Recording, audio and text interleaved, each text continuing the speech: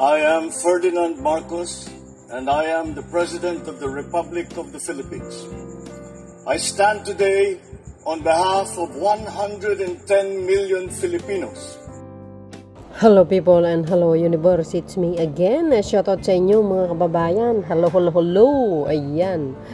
But anyway, mayroon tayong upload videos updates. Ito guys, maganda ito. Bakit? Diba? Lahat tayo, no? Kung nakikita natin sa social media, yung mga nagrereklamo na mahal ang bigas. Tama po yun, mahal. Hindi naman gaano kamahalan ng bigas kasi kung tutuusin, yung alak na mas mahal kaysa sa bigas, kaya nilang bilhin. Well, ang talaga naman nagrereklamo mga kababayan is yung mga anti-Marcos lang. Sila lang po yun. Pero kung nagkataon, yung puon nilang nakaupo, kahit gaano kamahal yan, hindi magrereklamo. Kasi suportado nila eh. Pero dahil anti-Marcos sila, natural yan. Yan po ang trabaho nila, kundi mambabatikos. Well, uulitin po natin. Si Pangulong Marcos Jr., ang 24 kilo ng bigas, yan po ay pangarap lamang. Hindi po niya pangako po yan. Diba? Alam niyo po lahat yan. Except lang yung mga anti-Marcos, kahit alam nila, bulag-bulagan lang talaga. No, so dahil dyan mga kababayan, ang talagang totoong nangako, si dating ex-president Digong na legit addict. Well, nasabi ko yan dahil nabasa ko po yan, no? Siya po mismo nag-amin. Addict talaga yan. No? So, sabi niya kasi, no? Ang pangako niya kasi yung during his term, gawing 7 pesos per kilo ng bigas. Pero hindi pala totoo yun. Sabi-sabi lang. Hindi niya pala tinupad. Yun ang totoong pangako. I-search niyo po yan. Yan po yan yung State of the Nation niya noong 2018. Hanapin nyo yun para malaman nyo. So, dahil dyan, nasa climate change tayo mga kababayan. Globally, tayo ngayon, crisis. No? So, dahil globally crisis, hindi lang po sa Pilipinas, kundi sa buong mundo yan. Ang iba nga, nagkakalampag na sa kalsada dahil sa sobrang mahal ng gasolina nila, no?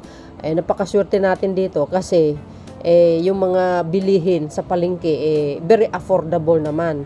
Kung ikaw po ay may trabaho talaga. Pero, yung mga talagang said, kulang ang kanilang pera sa kanilang bulsa dahil sa kanilang sitwasyon, mahirap sila, marami naman pwede po pagkakitaan kung tutuusin. Pero kung tamad ka, walang mangyayari po dyan.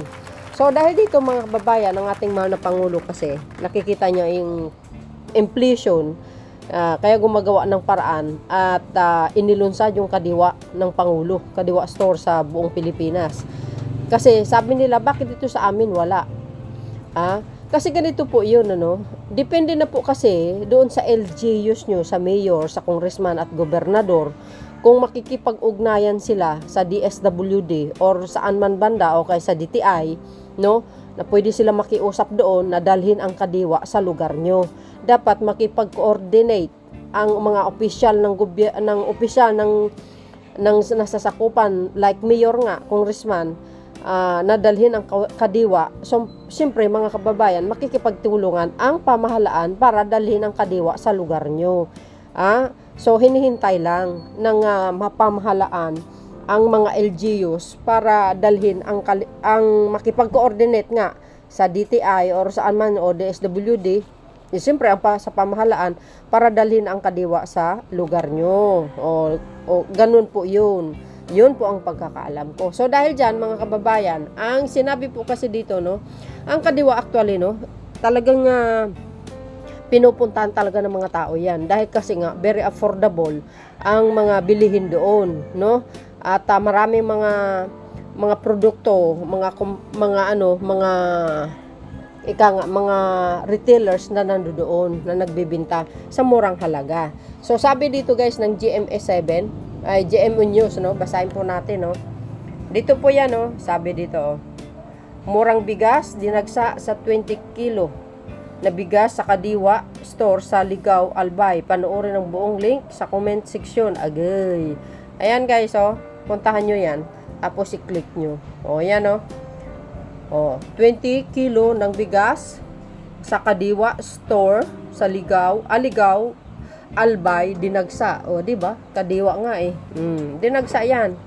O, see? O, di kayo naloka. So, ito lang po, no? Very short lang.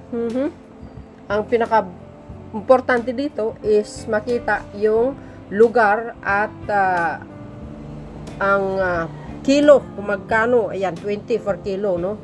So, sana tuloy-tuloy na po yan, no? Ilulunsad yan sa buong Pilipinas. But anyway, katulad po na sinabi natin, guys, well, kayang-kaya nyo bibilhin yung bigas. Huwag na kayo magreklamo, di ba? Kasi, kung may trabaho naman kayo, hindi nyo na kailangan magreklamo kasi may pambili kayo eh. Sa mga mahihirap naman, na katulad ko, magkayod tayo ng gusto. Hindi reason yun. Nasasabihin, mahirap ako. Hindi po. Kompleto tayo ng kamay. Kaya tayo binigyan ng Diyos para magsikap, no? So, hindi po magrereklamo. Kasi kung reklamo ka ng reklamo, walang mangyayari. Magugutuman ka talaga. So, yun, mga kababayan, ito po ang another updates Beshwa. Oh. But anyway, guys, another updates news tayo. Ang sinabi kasi, ika nga, no? Mula nung ginawa ang langit at lupa, dalawa ang klase ng tao sa mundo, 'di ba? Mayaman at saka mahirap. So sabi nga nila, napakaswerte ang mayaman kasi talagang yumaman sila ng yumaman, hindi nahirapan ang kanilang mga anak. Wala tayo siguro magawa, mga kababayan, dahil yan po ang nakatalaga sa Biblia, mayaman at mahirap. Ngayon, pag mayaman ka, mayroon naman yumaman, mga kababayan, na galing sa hirap dahil sila po ay nagsisikap hanggang yumaman. Ibig sabihin, hindi po sila tamad. Mayroon silang goal sa buhay, determinasyon para hindi mahirapan ang kanilang mga anak or pamilya pagdating ng araw. Kaya nagsisikap ang mga magulang nila, no? So, alam nyo, lahat ng tao na yumaman, galing din po sa wala yan. Yumaman lang sila ng yumaman dahil sa kanilang pagsisikap. Yan po ang lagi natin tandaan. So sa mahirap naman, mga kababayan, hindi po natin pwedeng kumbaga isisi sa iba kung bakit naging mahirap ang buhay mo, sapagkat yan po ang nakatalaga sa iyong kapalaran. Mahirap ka eh. Pero sabi ko nga, hindi po reason ang kahirapan ng isang tao kung magsisikap ka mabuti, no? Aangat at angat ka talaga, no? Parang galing sa isang dukha, at sa kanyang pagsisikap ay naabot niya ang karangyaan. O, di ba? So dahil dito, maraming Pilipino ang nahihirapan, mga kababayan, no? Sa taon-taon ay hindi natin pwedeng sabihin na walang mahirap. Mayroon talaga yan, hindi lang sa Pilipinas. Naku, mas masaklap pa nga sa ibang bansa, guys eh. Kaysa sa atin naman kayang-kaya natin magbanat buto. So dahil dito, ang iba kasi nagrereklamo bakit mahirap. Well, sabi po dito, mga kababayan, sabi po ng DCRH, no? Ngayon, no? Sabi po dito sa tugon ng masa survey ng Okta. Yan, research, malaki ang binaba ng self-rated poverty sa Balance Luzon ng 28%, Metro Manila ng 29%, at Visayas naman ay 47%. Bumaba rin sa 11% ang self-rated hunger o katumbas ng 2.9 milyong pamilya na nakaranas ng involuntary hunger. Yan. Hindi po nawawala yan sa kasaysayan ng mundo. Kahit noong panahon, no? And centuries, mayroon talagang mahirap, mga kababayan. Tulad po ng sinasabi natin, hindi po reason ang kahirapan para guminhawa. 'Di ba? Lahat po yan may mga paraan kung paano ka yayaman. Sikap, tiyaga, determination. 'Di ba? Never give up in life hanggang maabot mo iyong karangyaan sa buhay. So yun. Nakita nyo ang survey ng Okta. Ito po ay 3 days ago, no? Itong lang isang araw lang. Ano ta ngayon? 27. Last 26, sabi mo. Yes, no. 27, 25, 26, 25, 24, April 24, 2022, or April 25, ganun. So, dahil dito mga bes, ayan o, bumaba rin sa 11% ang self-rated hunger o katambas ng 2.9 million pamilya na nakaranas ng involuntary hunger. O, 'di ba? Ito po yung mga tao siguro, no, ay talagang nakita nila sa hirap ng buhay kaya kailangan nila magbanat buto. So, kahit papaano mga kababayan, bumaba rin kahit bahagya, no? So, yan. Alam nyo, di sa current administration, mga kababayan, maraming nangyayaring magaganda actually. Ito guys, courtesy po ng DCRH at GMA News. Ang sabi po dito, bilang ng mga Pilipino, nagsasabing sila'y mahirap bumaba sa unang quarter ng 2024 OCTA survey. Sa survey ng OCTA, ayan, sa survey, lumabas na 42% o 11.1 million pamilyang Pilipino, ang ikinukonsidera ang kanilang sarili na mahirap mula sa 11.9% agoy. Ayan, no? 11.9 million noong huling quarter ng 2023. Sabi ko sa inyo guys, basta pag magaling ang pamumuno ng isang pangulo, for sure, maraming magbabago yan. Tingnan nyo. Ilan po nung last, nung 2023? 11.9 million noong huling quarter ng 2023. Ika nga, yung mahirap, no?